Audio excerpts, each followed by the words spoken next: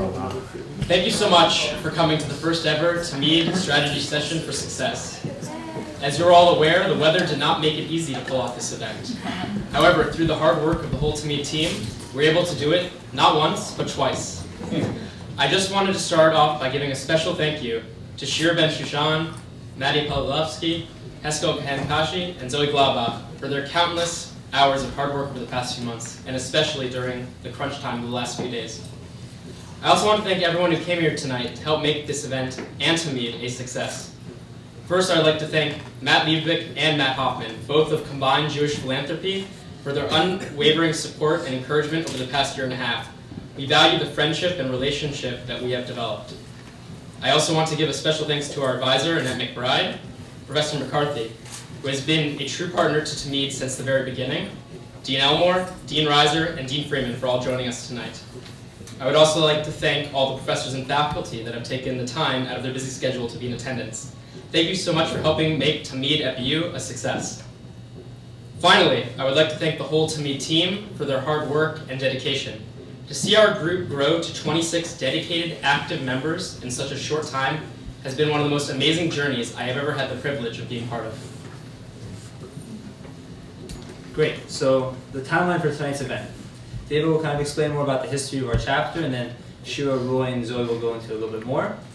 And then Professor McCarthy will kind of moderate and just strategize. So we're excited for that part. We've been kind of brainstorming with him for about maybe a month or two now of like what would be the best way to kind of, have you guys involved, get your feedback, and then use it for the upcoming year.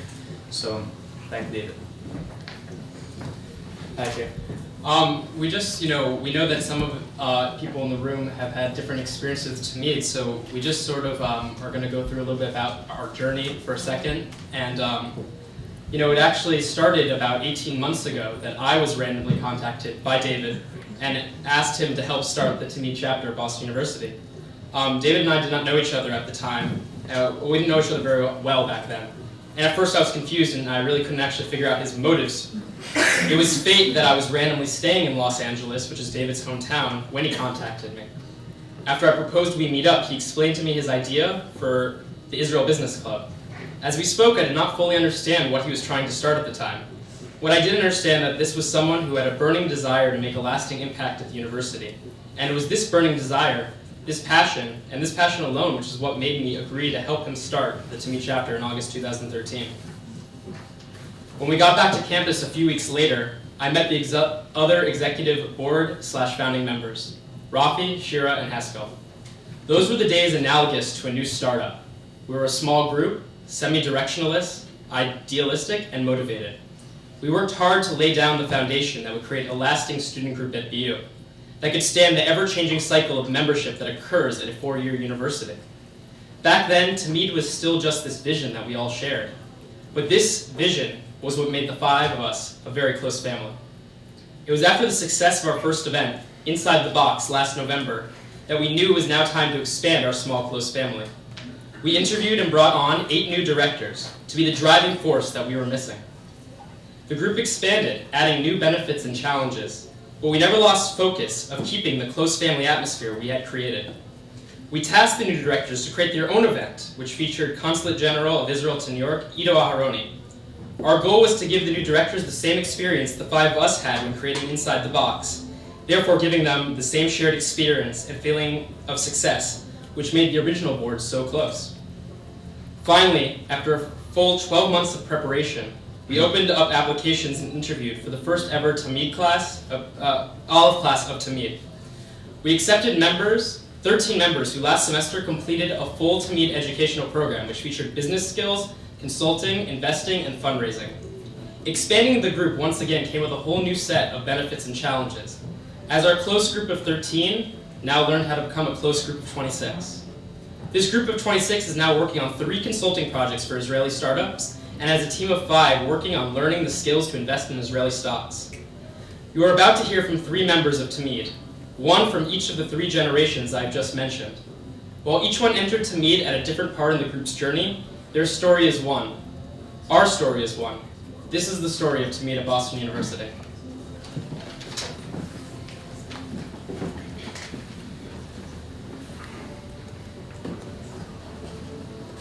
Thank you, David. Good evening, everyone. My name is Shira Ben-Shushan, and I've just taken over as the president of TAMID. So after meeting David Dinesh, the former president and founder of TAMID, during the summer before my freshman year, before even stepping foot on the Boston University campus, he called me and asked me to be part of an organization he was starting. All I knew was that it was about business in Israel, and as an incoming business major and a daughter of two Israelis, I jumped at the opportunity.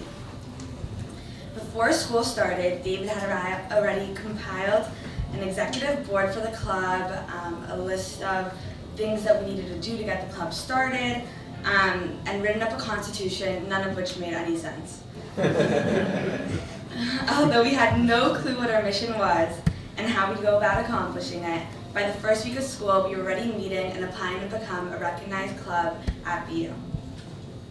Not long after school began, we started planning our first event, which was held in the auditorium at the School of Management, a very nice but very big room to fill. Professor McCarthy was the mediator for the event, and keynote speaker Jacob Goldenberg discussed the content in his book, Inside the Box. The students listened to the fascinating speech about how one can use limited resources to be innovative, which encompasses the story of how Israel became the startup nation. We then gathered in the atrium for refreshments, and with over 150 students in attendance. Let's just say, for a new student group, this was a huge success. Shortly after, we co-hosted a charity basketball game with our now TAMID member, Sam Felder, that raised over $3,000. At the end of the semester, we began accepting applications for the director positions in our club. After carefully analyzing several student resumes, applications, and interviews, we accepted 8 students on the club's board of directors. The directors didn't even have a moment to celebrate before we already started planning our next event, which was held just about 1 year ago. Although this was just the beginning, the semester was packed. The semester is the foundation for the success that you see here, and will be greater explained in detail in the soon-to-be-released case study. I know some of you got to see it. It's in the front there. There's a draft, so take a look if you haven't seen it. So now I would like to introduce Roy Manor, one of the 8 directors that were brought on when we expanded our leadership team last fall, our current VP of the fund, who will now tell you about his experience with TAMID. Thank you, Shara. Good evening, everyone. You're allowed to respond. Thank you. So my name is Roy Manor. I'm the Vice President of the Investment Fund. So we actually do more than just consulting. So the Investment Fund, this is not.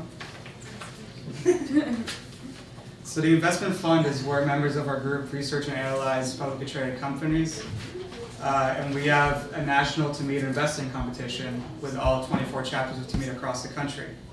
I'm happy to announce that last semester, in a period of just over a month and a half, our fund had a 3% return, which put us in 3rd place amongst the 24 chapters.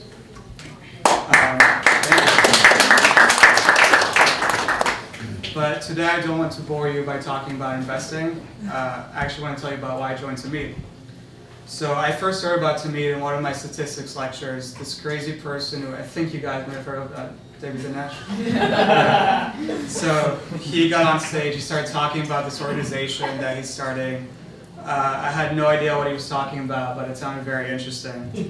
And I remember going on a walk with him around Boston, and that was when I realized that he had just as much of a clue as I did about what he wanted me to do, which was 0.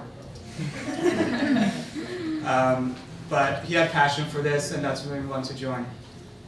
And after joining, my job was to come up with an education curriculum to teach incoming members fundamental finance and investing skills. And that's when I realized how far it is to be a professor. And after almost a year of preparation, I finally got to teach this investing curriculum to our incoming Alpha Class members. It was a really good experience, and I really enjoyed it. As a chapter, we've had a very successful year and a half. We've managed to grab the attention of people we look up to. Notably, Dean Reiser of the School of Management approached us about coming up with a case study about our successful launch. This case study would allow us to document the process we went through and would serve as a reference to future student leaders and groups. We are proud and humbled to have been given this opportunity, and this was a big sign for us that we're doing things the right way. This past semester, we officially accepted members to our Olive class. All of these students had to go through a very challenging selection screening process.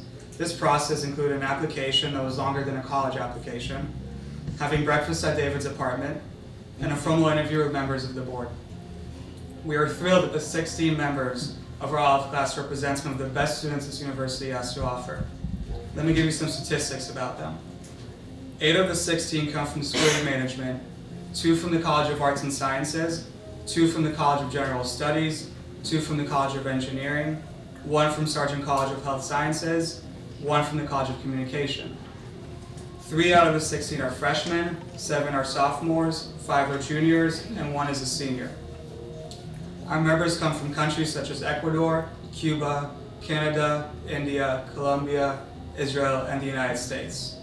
Now I would like to introduce a member of the Olive class who has shown very impressive initiative in the short few months she's been in this organization and helped prepare this wonderful event. Here's Zoe Glaubeck.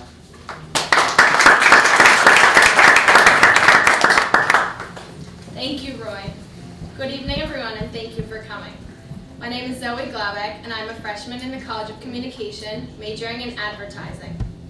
TAMID first caught my attention as an organization that combines Israel and business.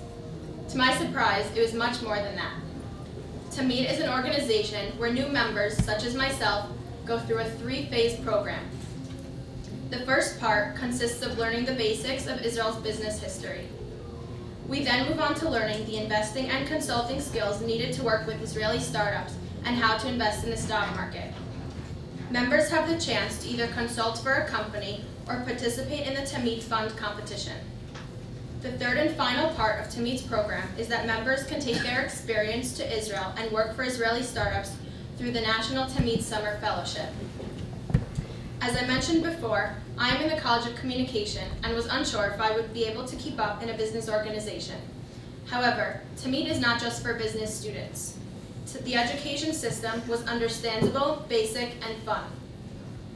The 16 Olive class members were given a book called Startup Nation by Dan Senor and Saul Singer that addresses the question of how is it that Israel, a country of 7.1 million people, only 67 years old, surrounded by adversity in a constant state of war since its founding, with no natural resources, produces more startup companies than large, stable nations such as Japan, China, Korea, Canada, and the United Kingdom.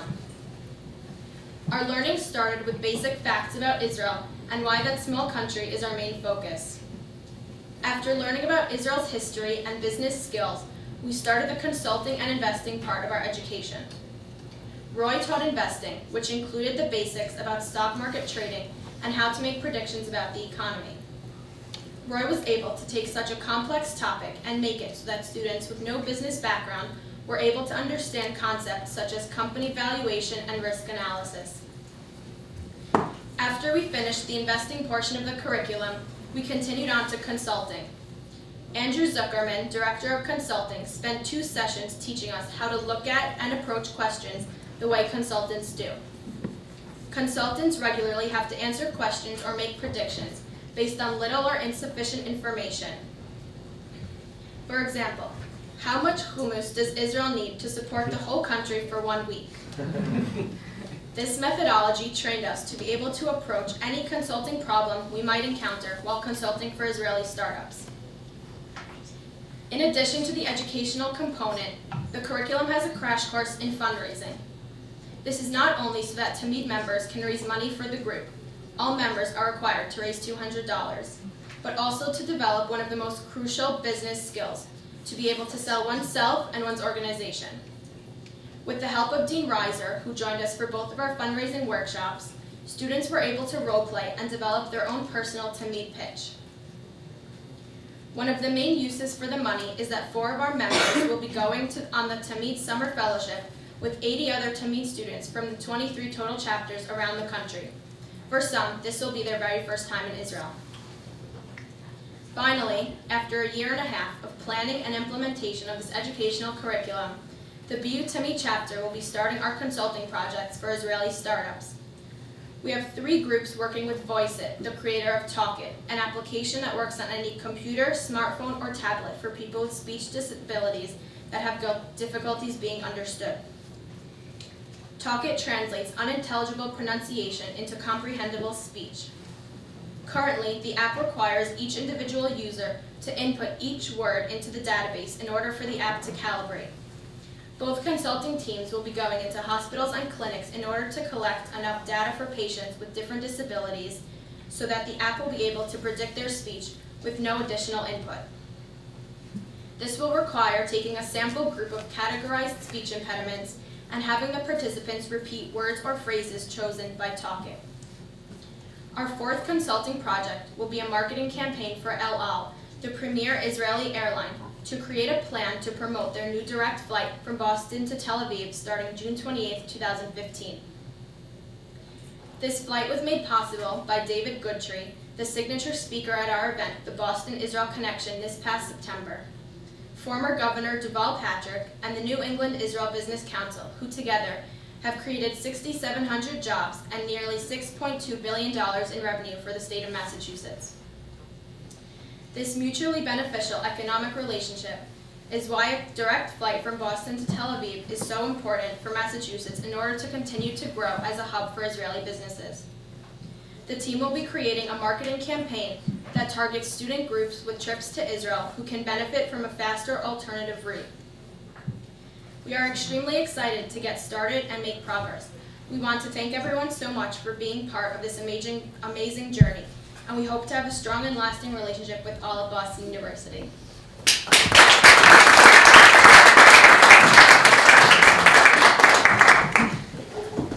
Now Professor McCarthy will come up and mediate this big strategy session. Okay. Thank you, Sheila. Well, good evening. I'm Jack McCarthy. I've been asked to help moderate this event. This is a strategy session, and we thought that it would be helpful for everyone to hear some stories about how the organization came to be and why some of the members came to be involved. Some of you may know I went to high school not far from here, and one of the languages I studied and did not do well in was Latin. And there's a Latin expression, finis origine pendet, which means the end depends upon the beginning. The end depends upon the beginning.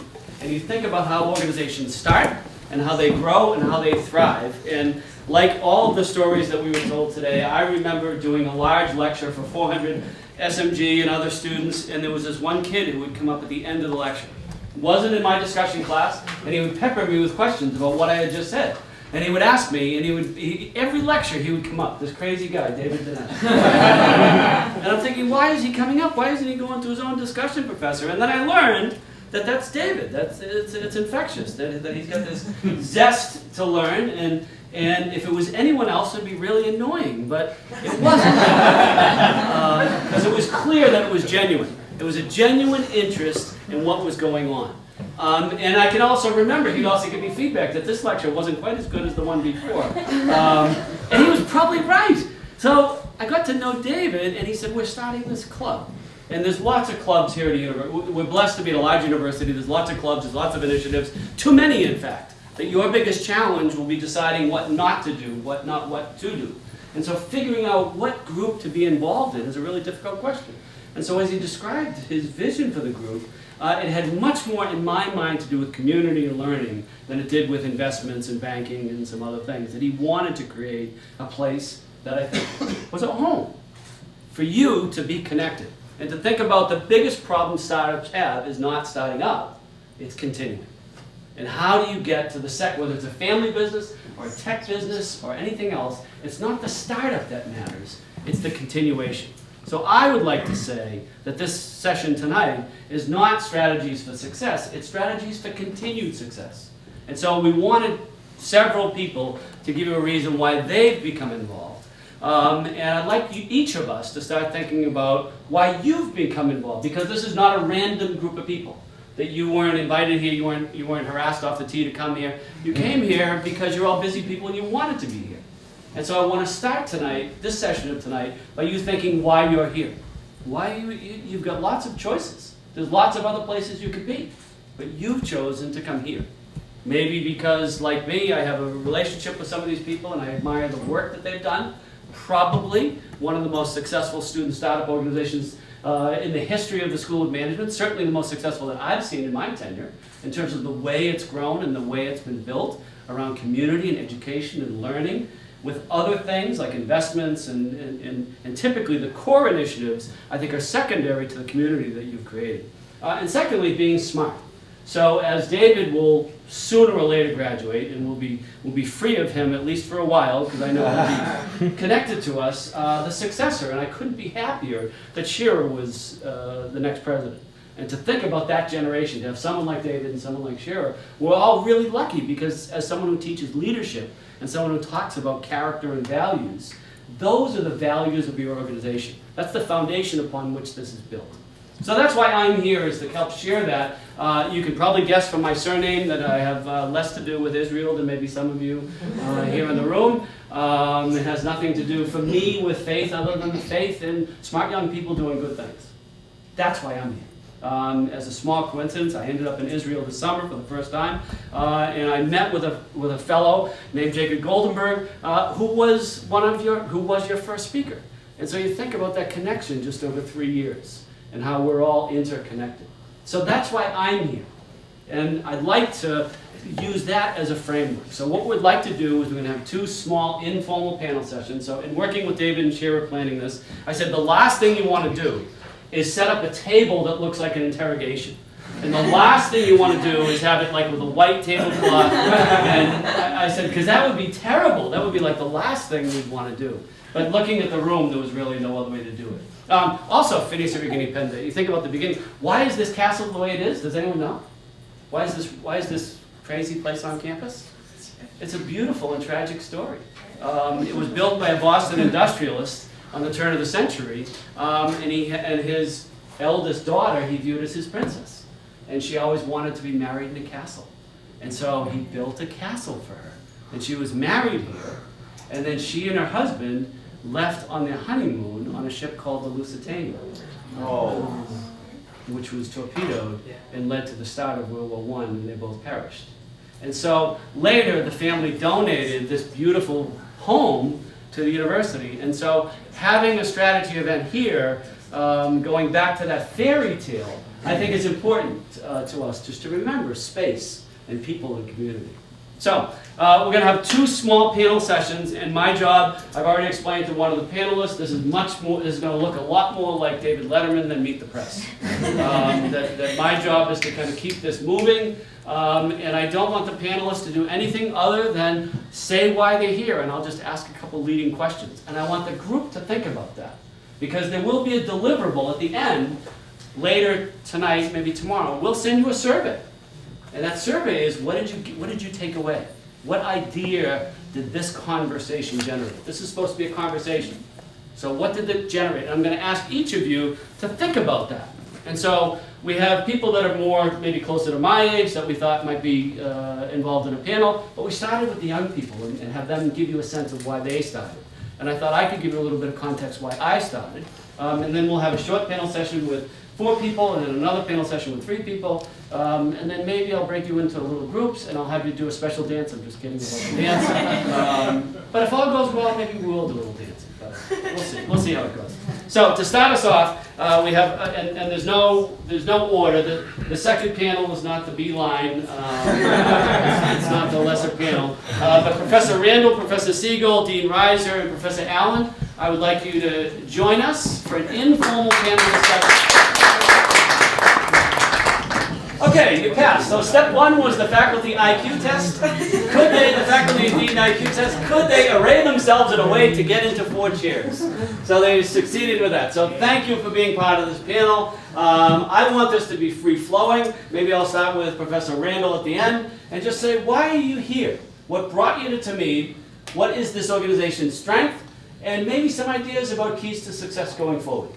Well, I think the answer to the first question is probably the reason that most of the people are here, which is David Dinesh, who was my LA 245 student a few years ago.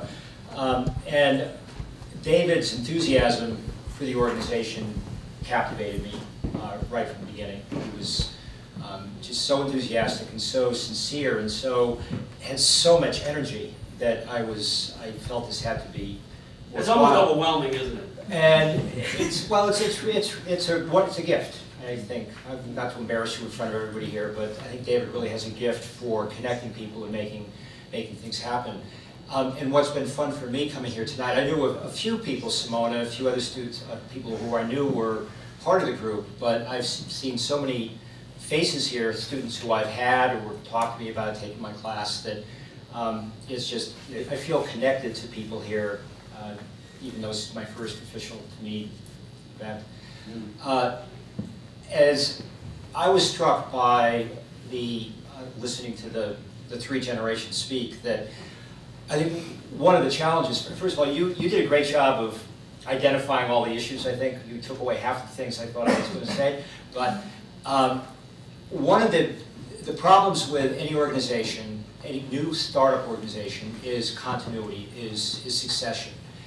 And that, as faculty director of the honors program at the School of Management, this is something that we have been dealing with, is trying to create a culture within the program that feels accountable for the organization's success, feels accountable for identifying future members, future leaders of the program. And one of the changes that we have wrought in the program in recent years is to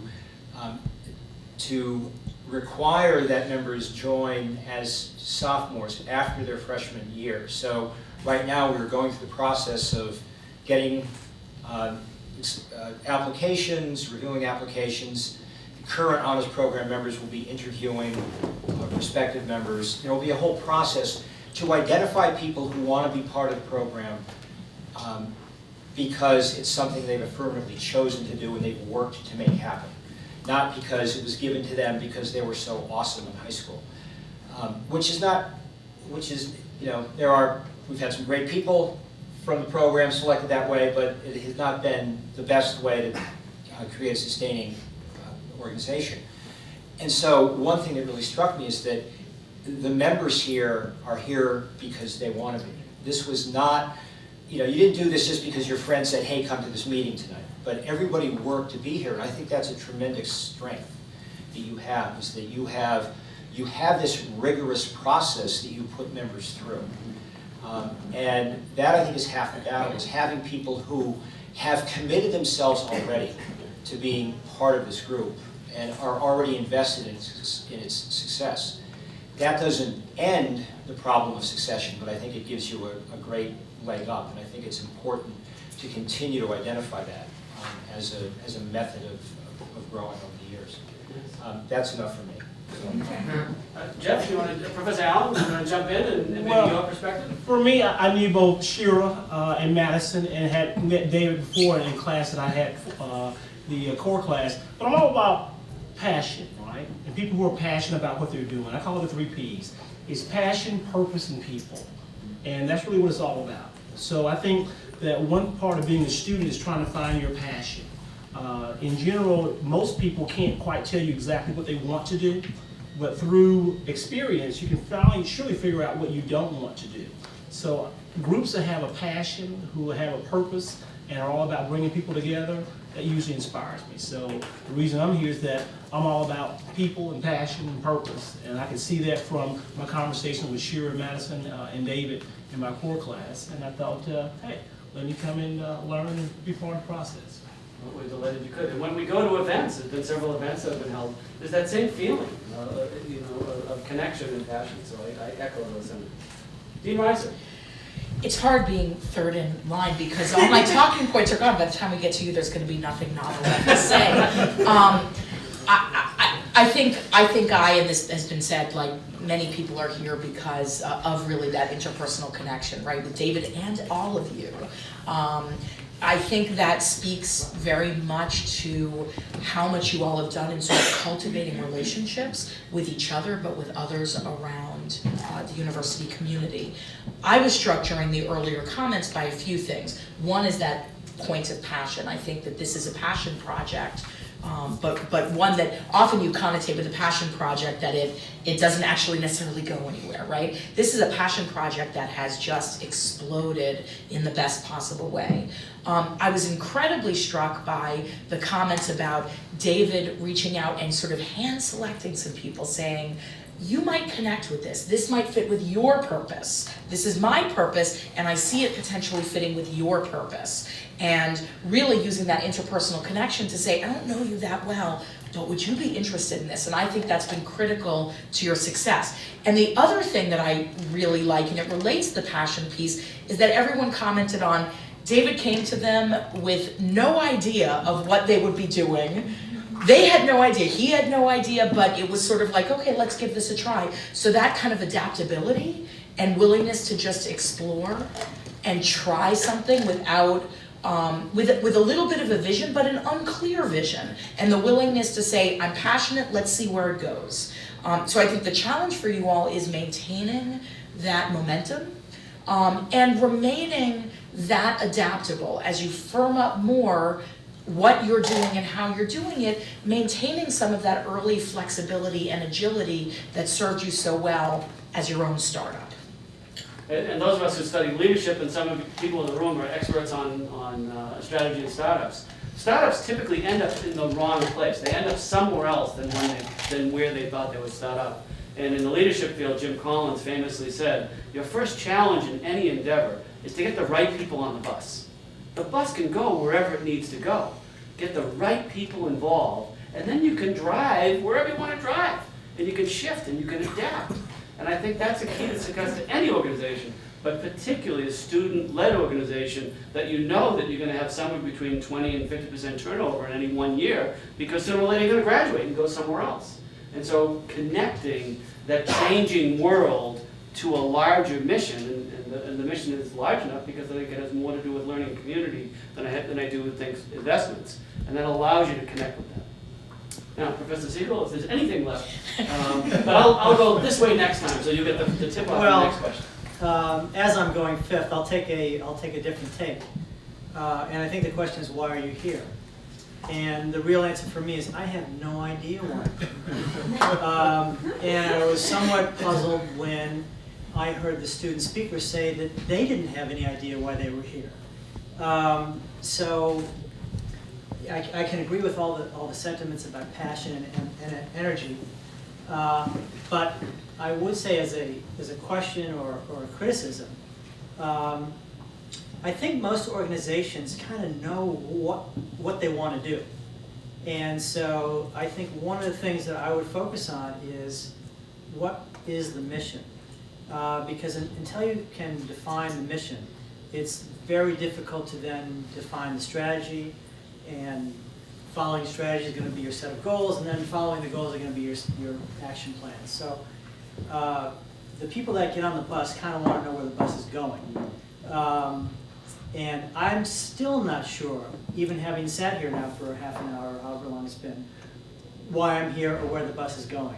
So I'm here because I got a number of emails that there's some event taking place, I should go, please come, please help us. And I don't even know what it is, but okay, I've been to Israel a few times, sounds like it's related to Israel, so I'll go and see what it's all about. So my recommendation would be, I think maybe start to crystallize, is this an educational endeavor? Is this an advocacy endeavor? Maybe it's both. But what are we doing here? That's my question.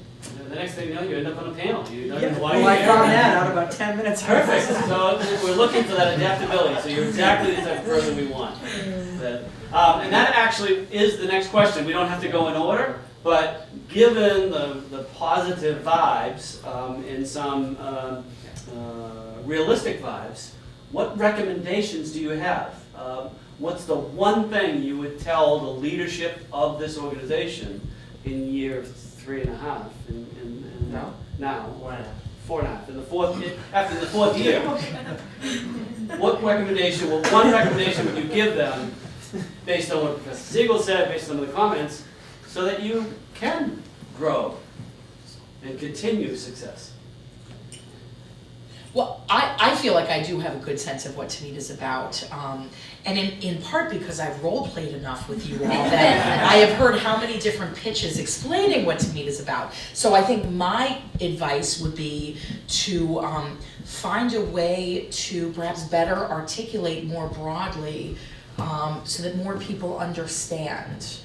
So if indeed you do, if you have a crystallized vision, how do you make people more aware of that vision? I think publicize how you, not just generate it, but publicize, promote it, and get ideas from others. Good. Anyone else? Jeff? Or? I just want to echo something or amplify something that you said in your introductory remarks. And I think you were at Link Day this year. Yeah. So Jack and I participated in some years with something called Link Day, which is a program put on in the graduate school by the public and nonprofit group. And it's a day of consulting, which teams of 4 or 5 graduate MBA students provide consulting to nonprofit organizations, which apply to come in, and they get selected and they come in for a day and hopefully leave with a better sense of how to address their problems when they came. And the keynote speaker this year said something that really resonated with me, and Jack mentioned it at the start, which is that it's as important for any organization to figure out what not to do as it is to figure out what to do.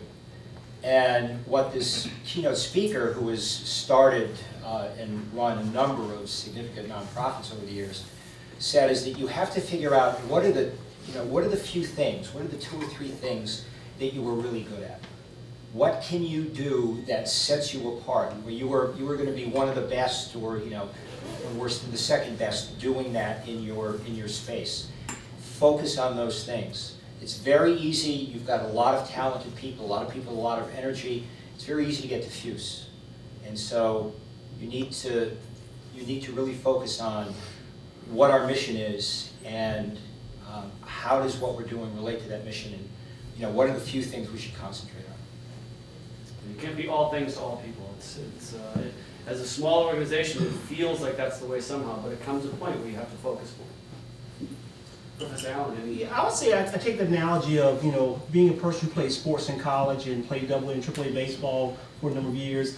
Focus on where your real talents are. Sometimes you see coaches and they've got this style of coaching, but it doesn't match the group of people who they have in.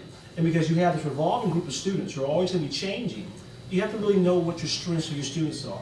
It reminds me being playing AA ball in Macon, and we had this coach who was all about this team that he wanted a bunch of power hitters, and what he had was a bunch of really fast people who could steal bases and do things, and he kept trying to get folks who were singles and doubles hitters to hit home runs. I'm thinking, Coach, what we got here is a bunch of thoroughbreds. You're treating us like Clydesdales. It ain't gonna work. So you've got this revolving group of people that, as you mentioned, 20 to 50% are turning over every year. So assess your talent and say, okay, based on the talent that we have in place, what are some things that we can actually pursue and do really well in, and focus on doing those few things well. But sometimes those few things might actually change based on the talent that you have. So being flexible, recognizing the talent pool you have, and that talent pool is always evolving and changing as well. What did you run the 40 in? Well, like 4.3, 4.4. Yeah, wings on the feet.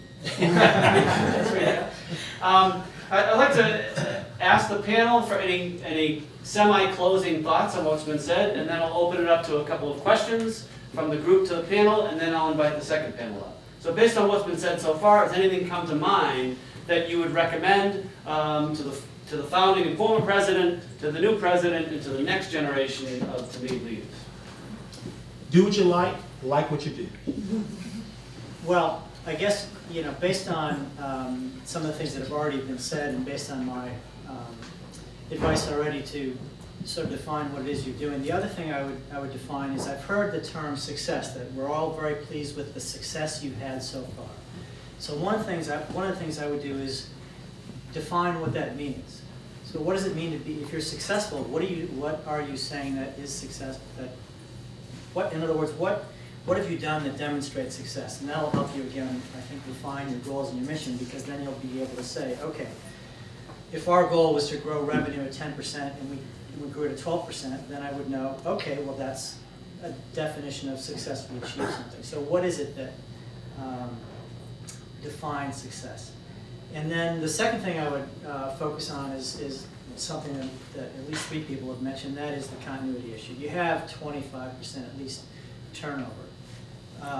And so I agree that organizations evolve, missions change, organizations pivot or strategies pivot. However, whatever it is that you decide and define or your definitions of success and the definition of mission, you have to be very careful to communicate that and communicate your culture and your values frequently, because you're going to you need to pass on that passion, those set of values. And the only way to do that is by communicating it frequently to those people that are coming up through the ranks. It's a very important part of mentoring and maintaining whatever positive culture that you're generating. One of the things we know about family businesses, it's the 3rd generation that's the problem, because the 1st generation, the founder, he or she, it's their baby. The 2nd generation is the founder's son or daughter, so they saw their. The 3rd generation is distant from that and doesn't understand what the success is and why it is, and to have continuity, you have to talk about the culture, the values, and measure success. Why are we successful? What is it that we want to do? Because the rest of the organization will follow that. Typically, what gets measured gets done, to a fault perhaps, but that's true in any size organization. I want to jump on the word goal for a second as you're sort of figuring out your strategy moving forward. I would encourage you to think about where do you see yourself in 5 years? Where do you see yourself in a few years? Where do you see yourself next year? And not to alter my earlier point about that adaptability, but I think often organizations get mired in what's immediately in front of them. And so I think having some vision about what's a little more long range, middle range, short range. And in the lifetime of a student organization, I think 5 years is fairly long range, at least as a point to begin. I don't have anything to add to what's been. Thank you. 1 or 2 questions from the, we have a panel of fairly distinguished people. Are there 1 or 2 questions from the audience? Please stand up and enunciate. And identify yourself, please. Okay. Hi, my name's Nadav David. I'm actually the president of TAMID at Northeastern. It's a great honor to be here and to see how far TAMID at BU has come and really guided us as well. My question is, how do you identify leaders in the 3rd generation? So, as being the founder, you know, I've gone through this for over a year, and I've had people beside me who have, you know, like 2nd generation. But how do you really communicate that all that hard work and identify the future leaders of the organization? How do I identify future leaders? I'm going to steal a line from John Kennedy's inaugural address. Ask not what you want to find people whose relationship to TAMID is to ask not what TAMID can do for them, but ask what they can do for TAMID. I think it's a lot of students, or sometimes students, get involved in organizations because they want to have a leadership experience that they can put on their resume. And that, however talented those people might be, I don't think you build an organization around those people. I don't think those people are concerned with building an organization because they're primarily concerned with building themselves. You need the people who are selfless, whose attitude is, what can I do? And you know, without thinking about what's in it for me, but what can I do? And I think that you start cultivating those people early. You start building the next, you know, that 3rd generation, you know, from as soon as they're in the door, and you start identifying that they share the passion, that they care, and start drawing them in and giving them, you know, some leadership from within. And then that's how you start to cultivate early on.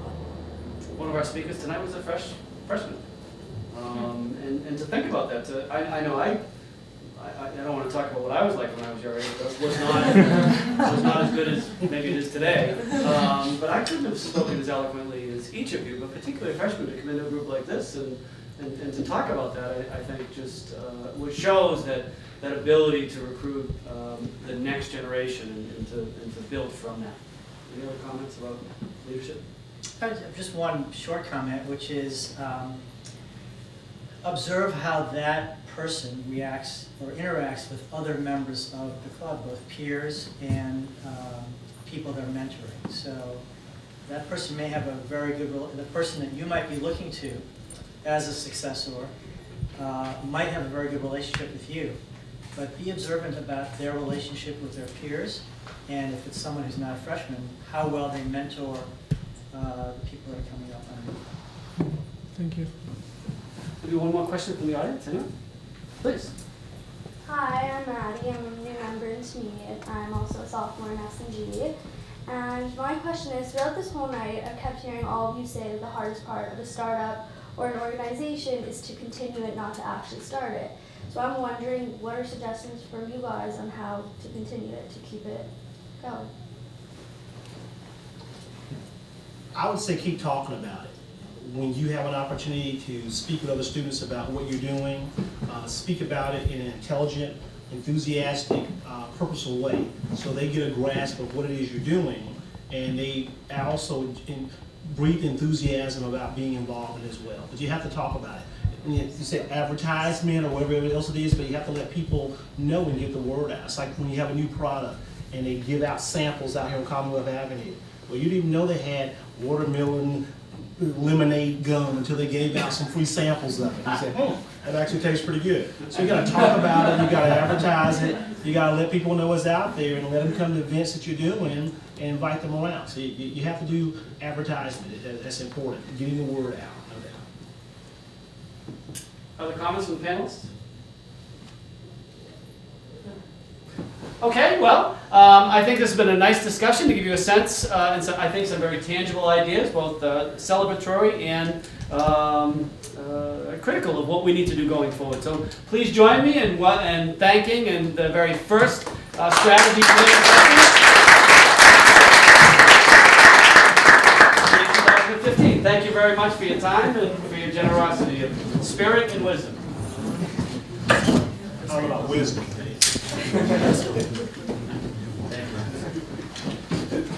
Thank you very much. And with that, I would like to invite up our second panel, which is just as important as the first panel. And I would like to invite Professor Spieler, Professor Parker, and Dean Eisenberg from the School of Engineering, please.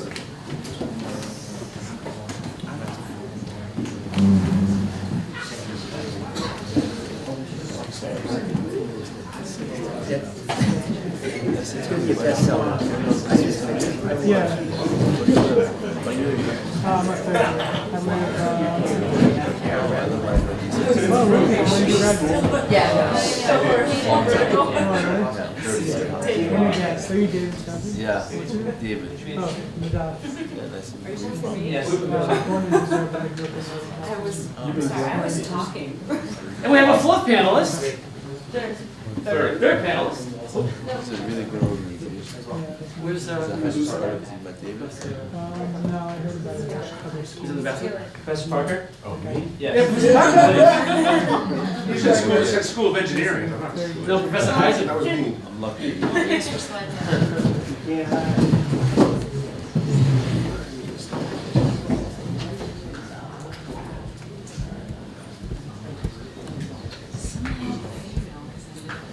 Yeah, I don't know what the, you want to start? Some type of agenda disorder. I will start, despite its redundancy, I will start by asking, why are you here? Just to give the group a sense of why you're here, and it's completely okay if you don't know why you're here. We've got at least one panelist who's already said that. So, why are you here, and what brings you to us tonight? Starting in the I will, the last person that sat this chair said the exact same thing I'm going to say. I'm the same way. I mean, I was marketed to very well, and I was curious to know what this was all about. And so I came here probably with the idea of not really understanding why I was here, but that I was going to learn something new. Nice.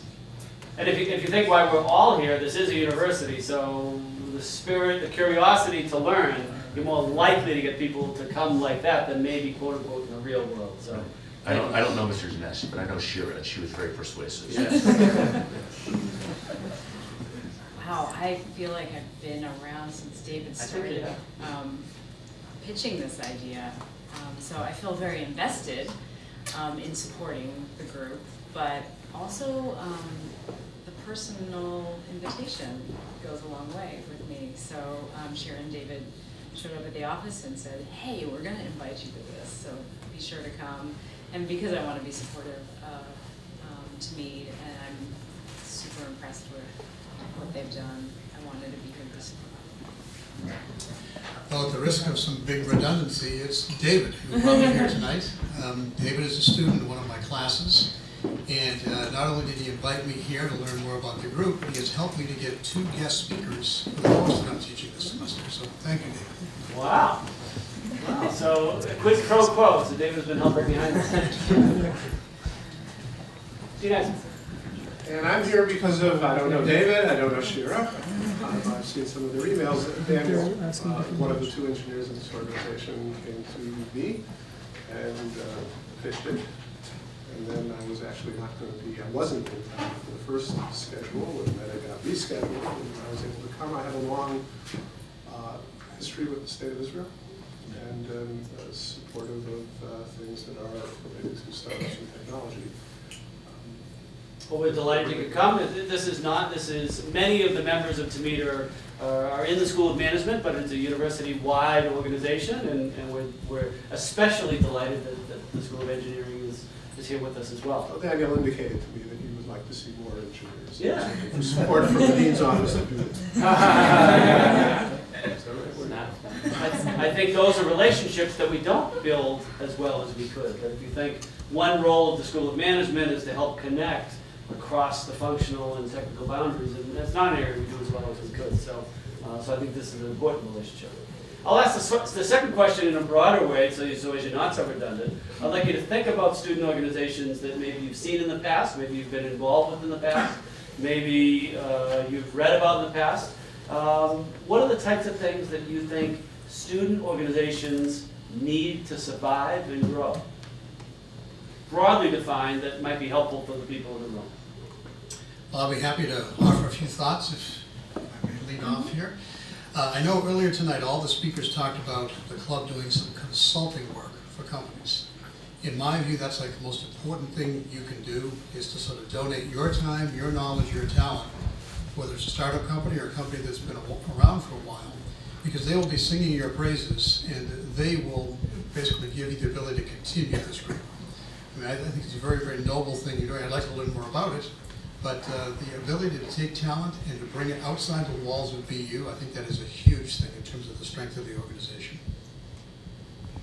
Other members of the panel. Keys to success. I think I probably come from a slightly different background than most of the people on the panel. My background and my current role is working in academic and student affairs. And so I was an activities director at one point, and most recently worked with the other student organizations within SMG. So I look at it more from the pure student organization standpoint and the continuity of a true student organization. So hopefully I'm not limiting my response, but I think one of the things when we talk about the case study, David referred to that earlier, that has impressed me is that you have a lot of the things I think that do help an organization continue in place, and the key is passing the torch now for you. I think the personal investment of your members is incredible, and I think that stems partly from the selectivity that you have in your organization. You don't make it easy for people to come and go. You get people invested quickly. And I love the example that when you recruited your first group of directors, you immediately gave them a task to do as a group, to bond them, and to have them feel invested in the success of the organization. And I really do think that having that investment by each successive class is going to be super helpful for you in terms of continuity. And the other part of it is that you mentor your peers, and not a lot of organizations do that well. So just the fact that you all are teaching your own education curriculum, you haven't invited in the experts in the form of professors or staff members or anything like that. You're teaching each other about these things. And so that's further helping the next generation feel invested. So I like that you're mentoring your peers. And it's not a secret, the best way to learn something is to teach it. You are learning your business, financial, and operational techniques through the teaching process much more than you would learn in our classrooms. So I echo that. Yeah, thank you. I could probably go on for about 20 minutes on this topic, but I'll refrain. I personally am the advisor for 3 groups here at BU. I wish my groups were as good as this one, okay? I'll tell you that right off the bat. A few things about the success. First of all, I agree, we talked about the succession planning. One thing is definitely going to be your advisor.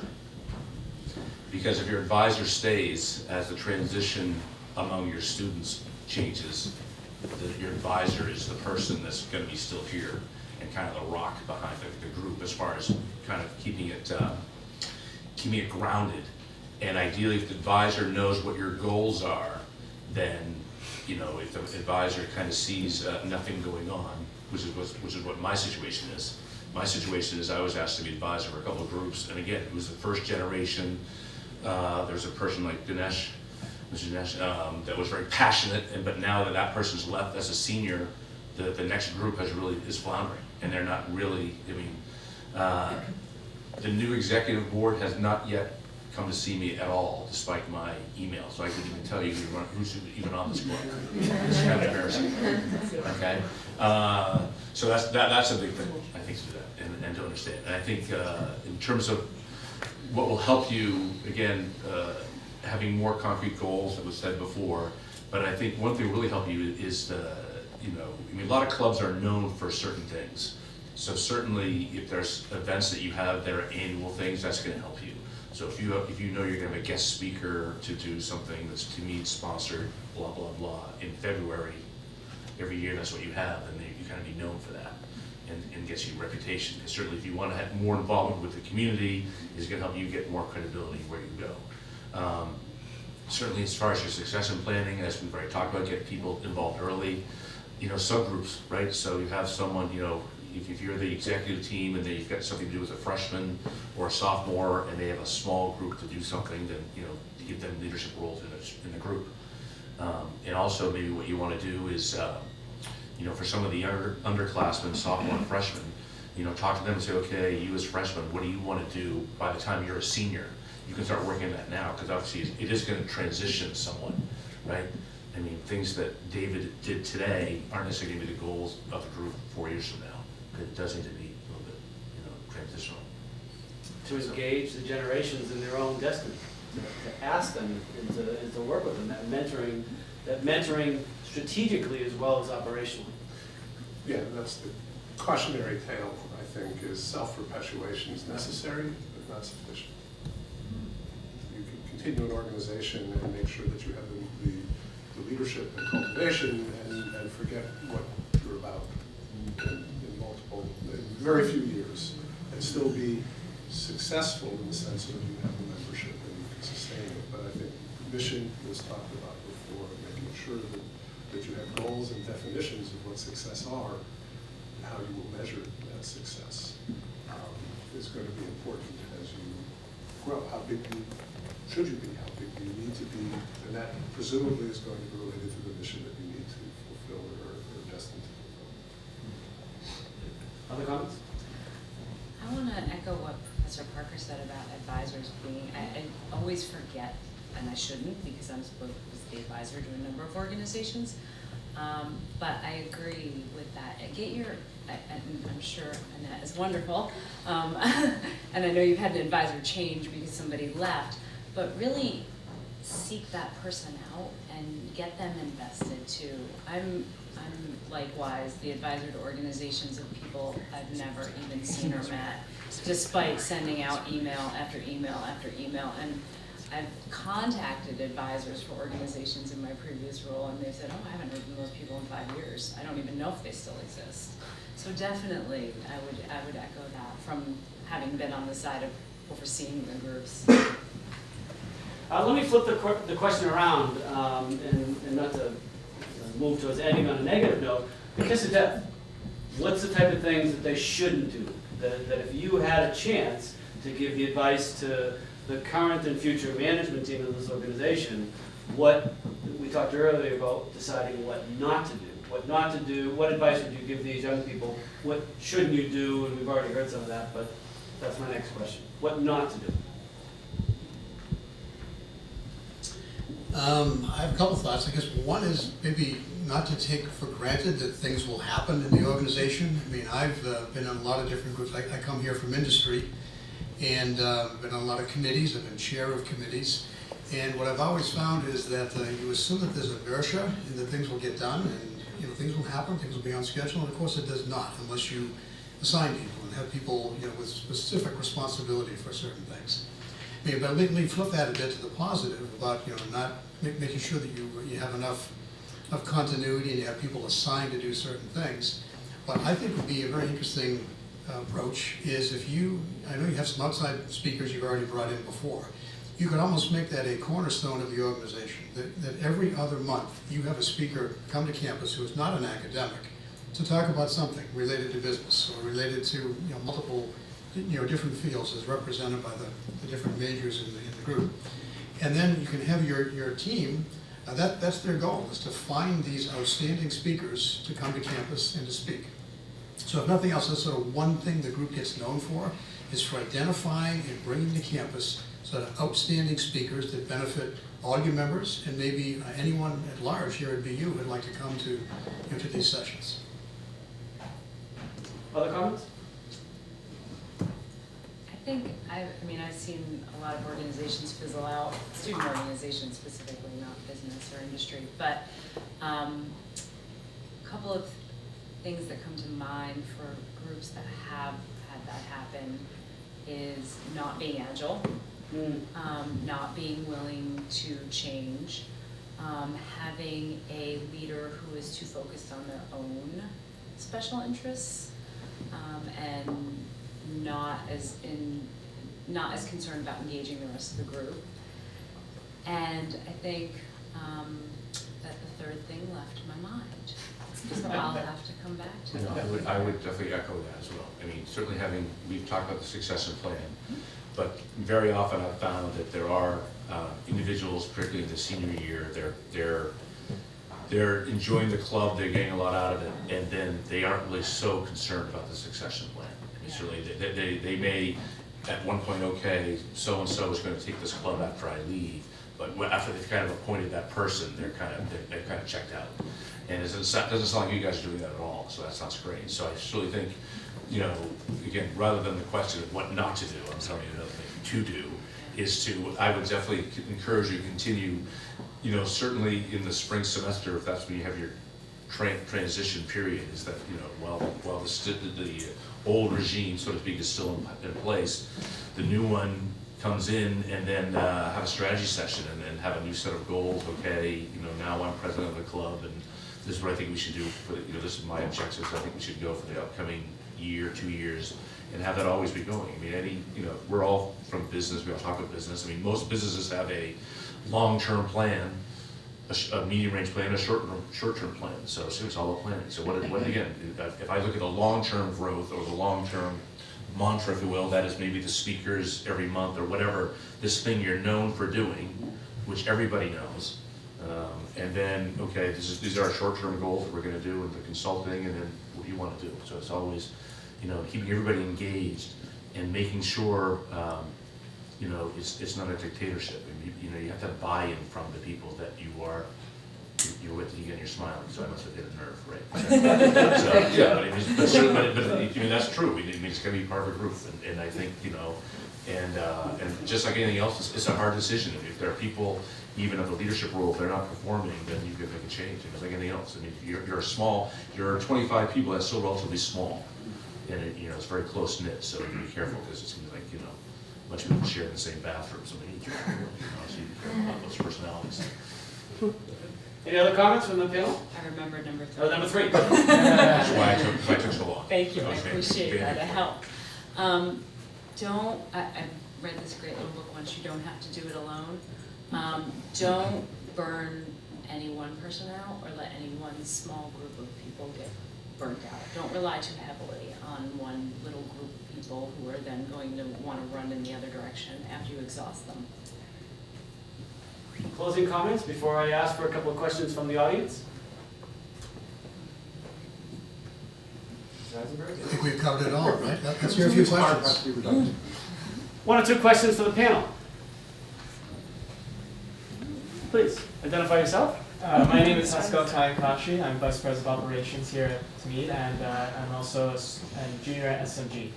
One of the things I was reminded of listening to you four and the other panelists was what I once heard in Professor McCarthy's lecture is that leaders are not born, they are made.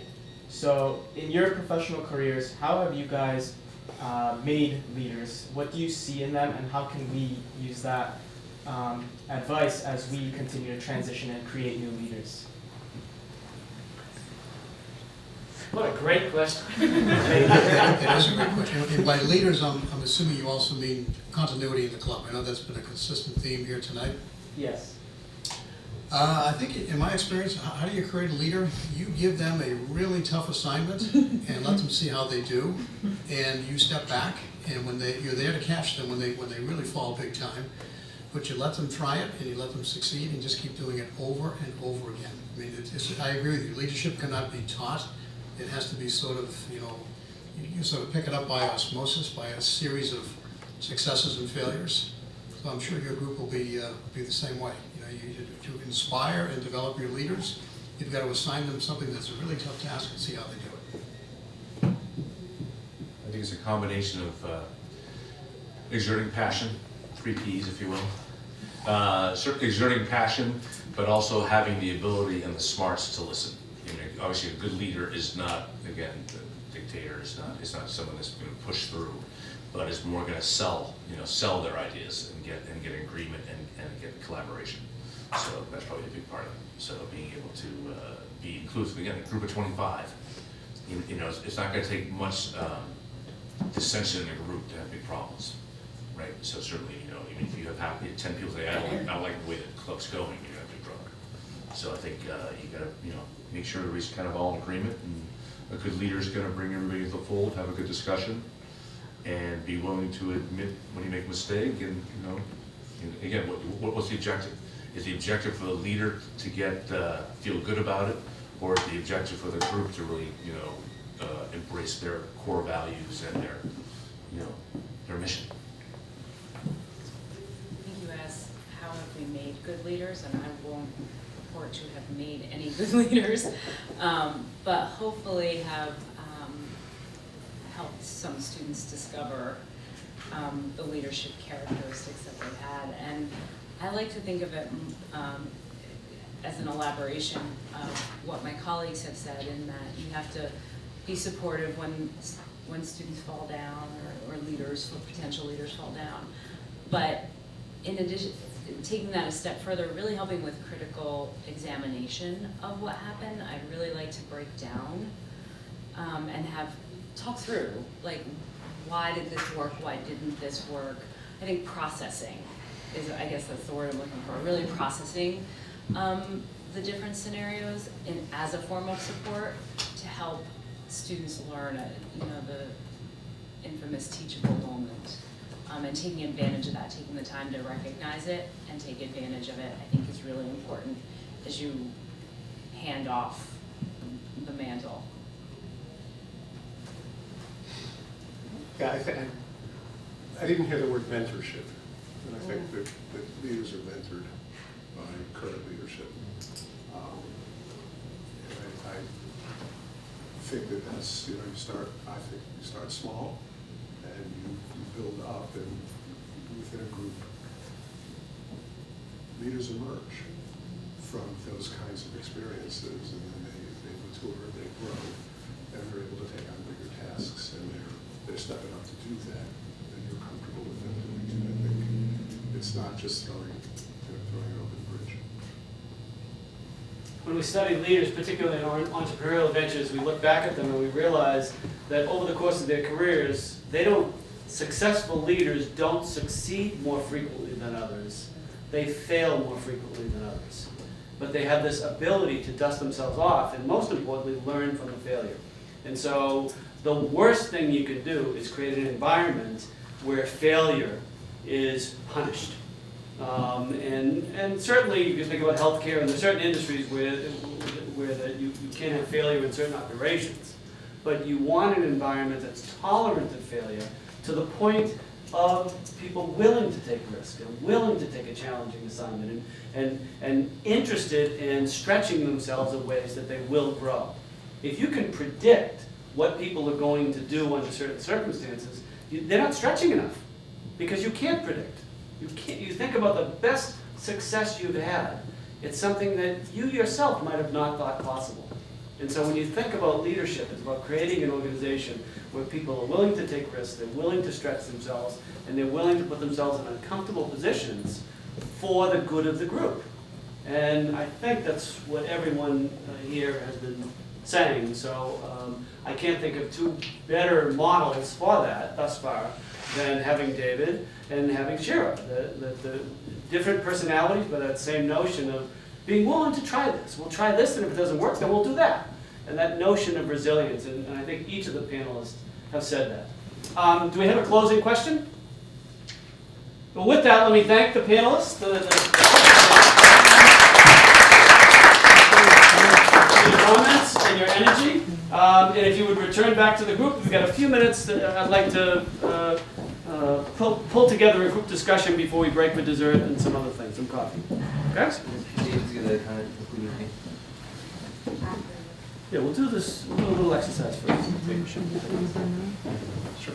Thank you to the panelists. So we've got a couple of minutes before I want to break, and I'd like to capture some of the energy. And I said I did not want this to be just a boring panel, and it was not. It actually was a very interesting panel, and I think a panelist did that. But I'd like to capitalize on some of that, and I want you involved because this is a strategy session. This is not a speech. It's not a conversation. So what I would like is for the next 5 minutes, I want you to turn to the person next to you, and if there's an odd number of people in your row, pick up your chair and move it. I'd like you to pick up your chair and turn to the person as if you care about this, whatever they're saying, as if you do. And I'd like you to say, the one thing I took away from this panel discussion that I thought was really interesting and important was. The one thing that I thought was interesting and important from this panel discussion, what people said was. And I want each of you to talk about that. And the other person should say something like, wow, that's interesting. Why do you think that? Okay? Is that hard? 5 minutes in total. That gives you 2 or 3 minutes each. Figure out who your partner is. It's better if it's someone you don't know. Get up, move around, do what you need to do.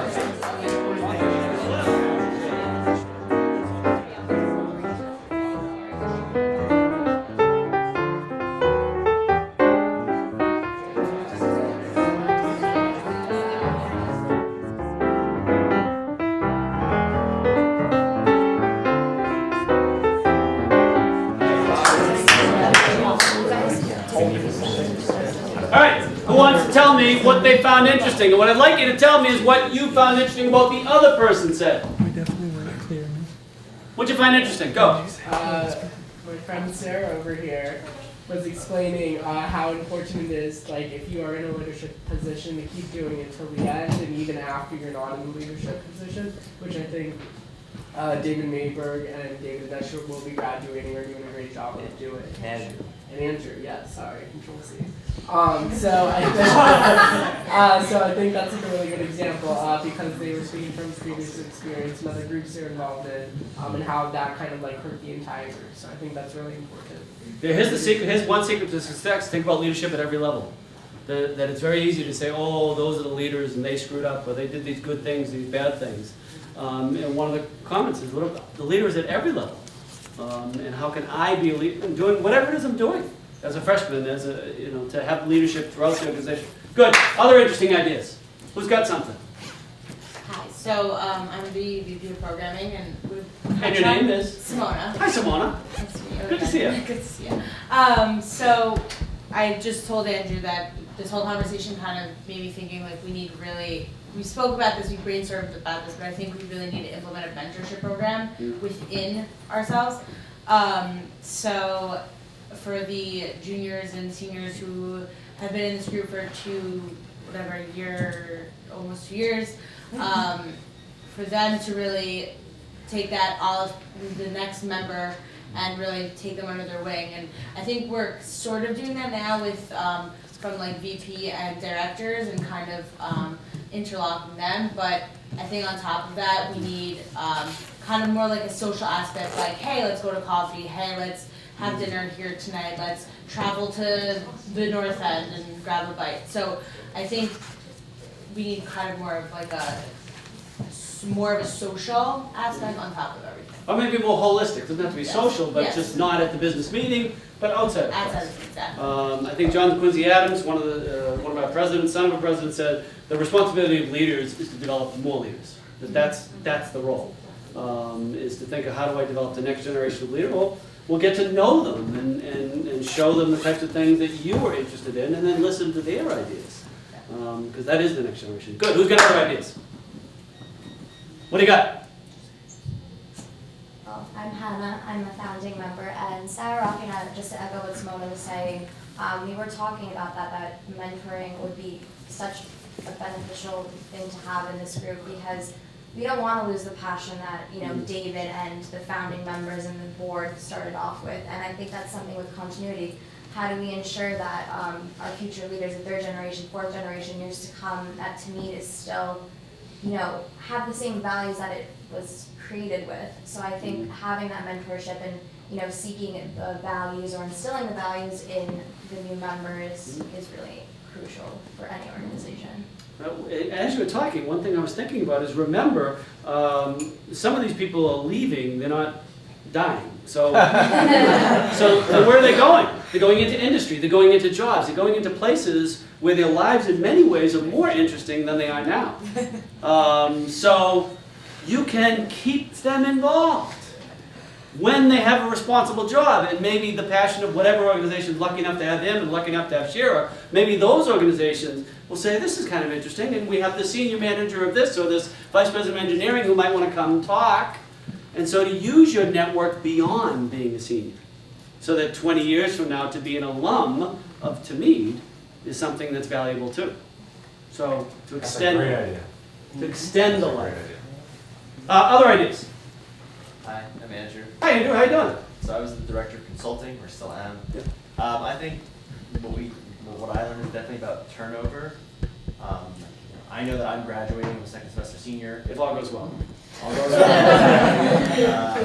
And I basically built the educational program for consulting out of scratch. Like, TAMID does have one, but we weren't given those resources prior to starting. So I created something based on the tools and the skill sets that I think the new students coming in would have that I could teach them and they could do well.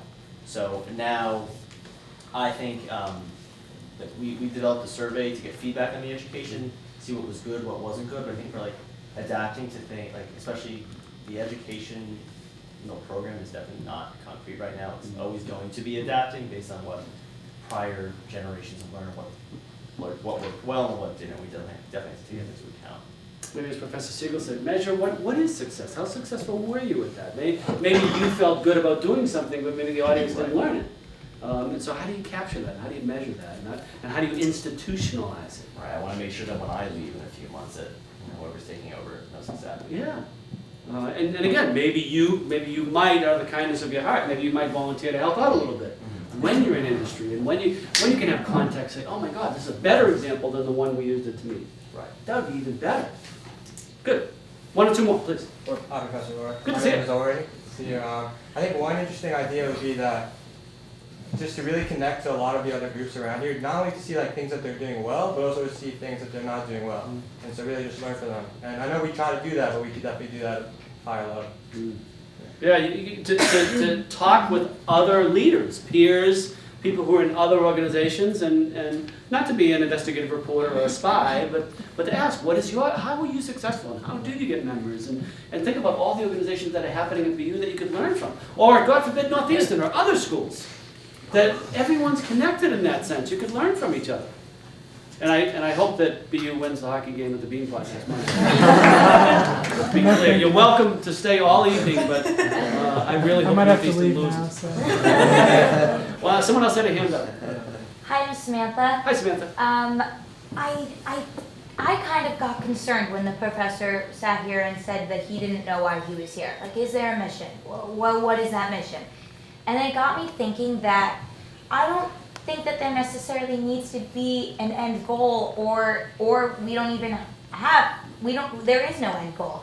And I think that's what makes us so, like, honestly cool. Like, it's fascinating, and it's motivating, and it's honestly so fulfilling to always have something to strive for and always keep reaching for the next best thing.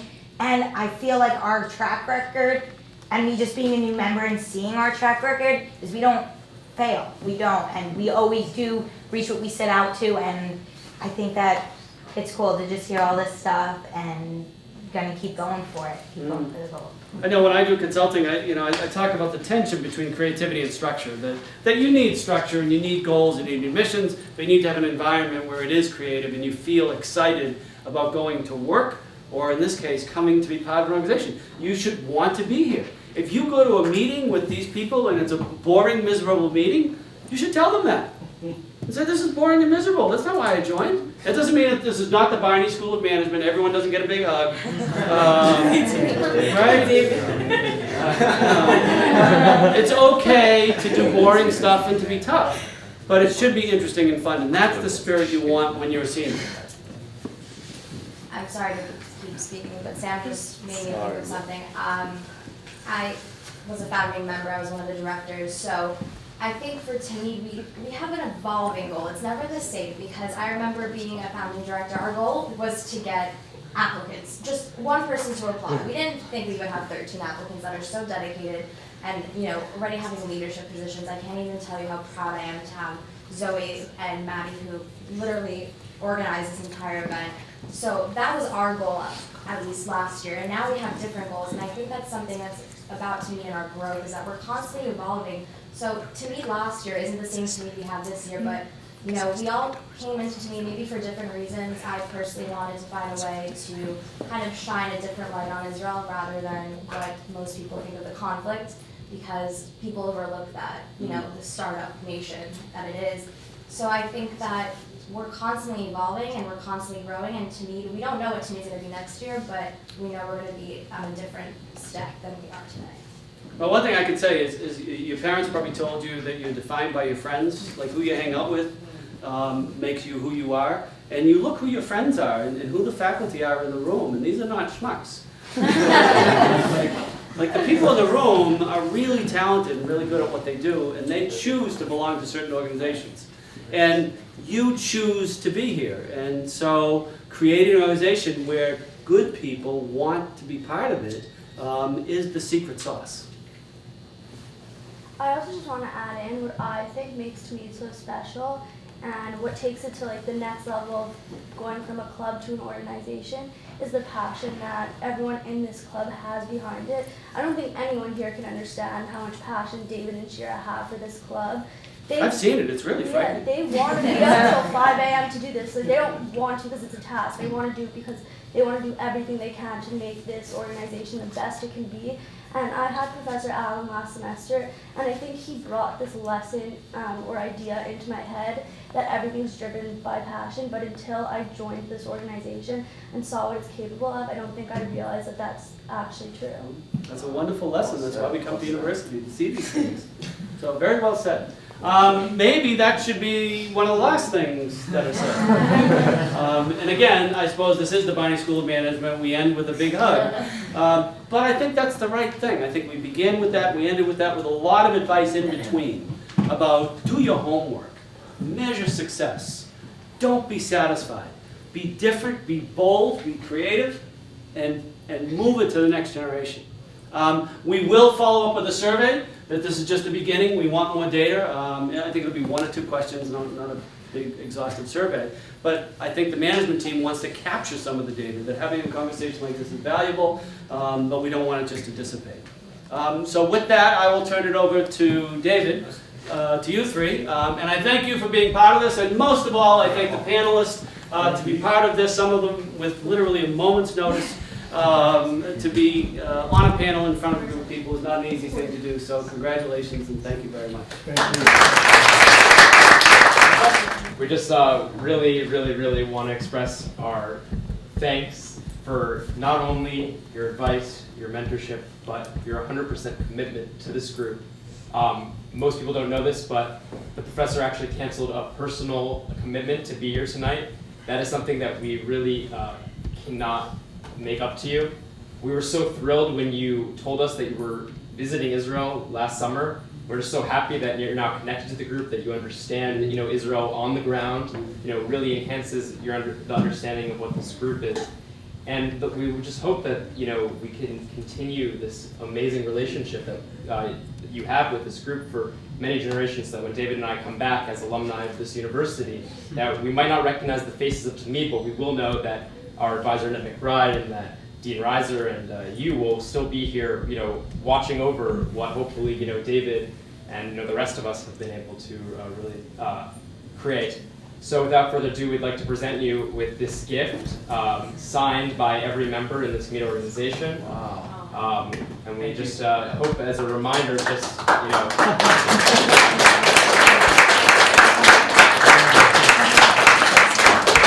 It's an Invest in Israel t-shirt. Everyone sign it. It's beautiful. For once in my life, I'm speechless. and all joking aside, having gone to Israel, the fact that the word passion comes up is all the time. Israelis and people in that part of the world are just so passionate, it's infectious. So I'm honored and delighted to be part of the group. I admire your work, and I look forward to working with you well into the future. So please keep up the good work, and thank you for this. This is wonderful.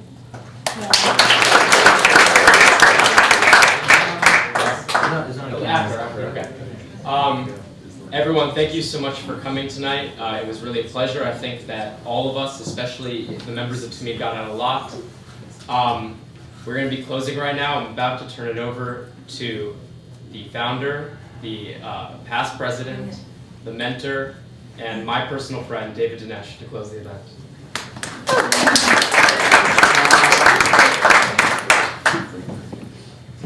I'll make it short. You guys have been sitting for an hour and a half now. I wanted to address a few things a few of the professors said during the panel and leave with some words of encouragement.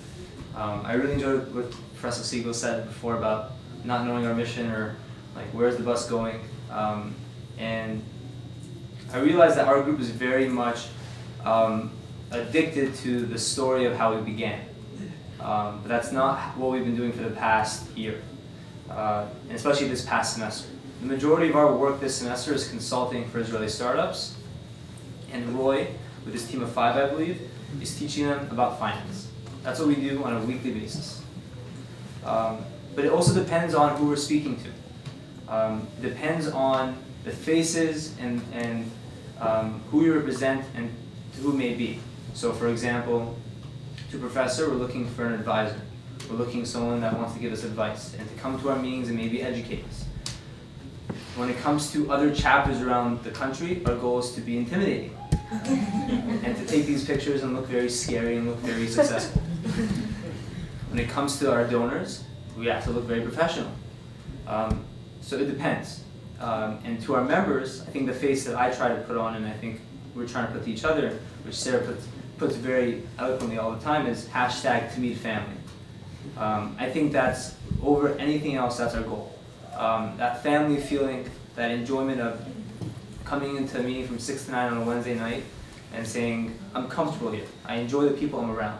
I feel like I'm significant. I feel like I belong. I feel like I'm growing in this environment. And that's the goal when it comes to our members. And I would say, as part of the e-board, a lot of your focus is caring about what the members feel and the interaction they have and the experience they have. So that's one of their missions, I would say, as an e-board. As a project manager, as a director of consulting, I would say their goal is to satisfy our clients. It's our first time consulting. We hope we're doing a good job. There's been some bumps, but that's expected. But our goal is to satisfy our clients, which is the CEO of Voice at the moment, and investor David Goodstreet. And I would say an overarching goal, I'm not hitting every point of each face that we kind of represent ourselves to and the missions we have or success for each one and the measures of each. But another goal of ours is to kind of strengthen that business alliance between Boston and Israel, whatever that may be. If it's doing a strategy and marketing campaign for LL through NEIBC and David Goodstreet, if it's having or somehow connecting Professor McCarthy to the CJP and finding a way to get in there, however way we can make that happen is one of our goals. Hitting the topics of transitioning, I would say Andrew's doing a great job in that. Something that I was kind of not comfortable hearing for the past hour and a half is my name over and over again. It's simply not true. We're a group of 25. The 25 of us are the ones that are doing the hard work. I may have been the one that's been knocking on doors for a little bit, but that doesn't mean that Isaac and Jason weren't doing the ski trip and being able to find a ski resort and finding a bus and setting that all up.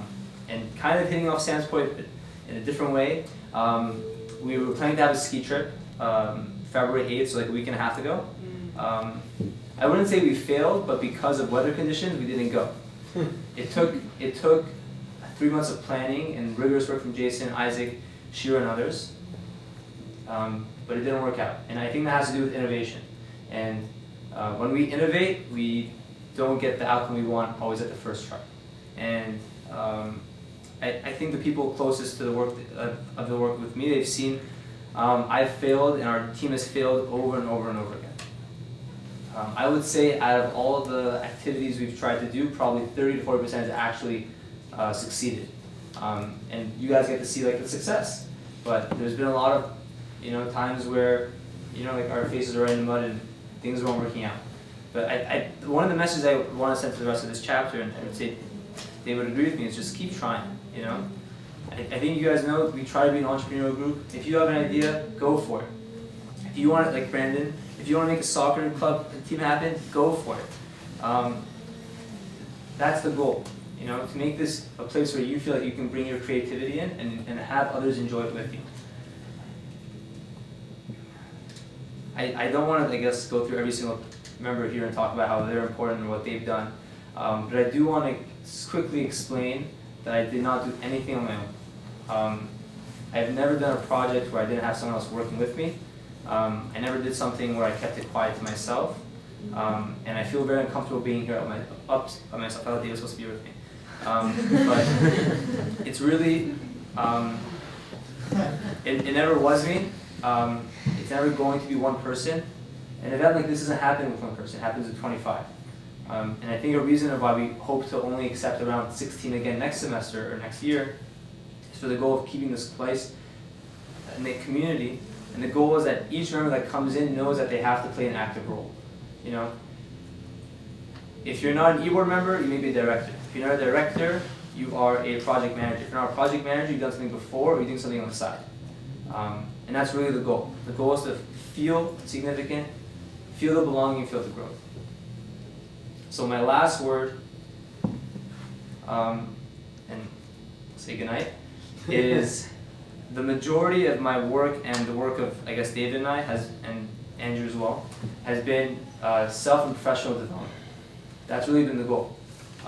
And it's a student club and we're not making money, whatever it may be, but as long as you're developing the people under you and your friends, this group will continue. Thank you.